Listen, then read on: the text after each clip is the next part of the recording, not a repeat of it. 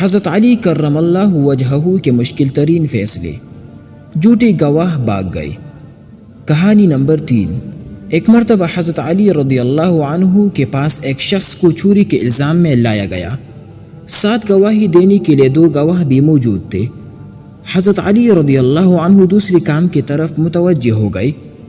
پھر آپ نے جھوٹی گواہوں کے بارے میں فرمایا، جب میرے پاس جھوٹا گواہ آیا ہے تو میں نے اسے سخت سزا دی ہے۔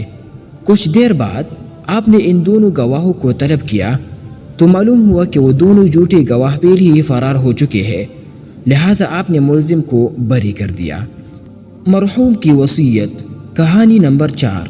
ایک شخص نے مرتے وقت اپنے دوست کو 10,000 دی اور وصیت کی، جب تم میرے لڑکے سے ملاقات کرو تو اس میں سے جو تم چاہو وہ اس کو دے دینا۔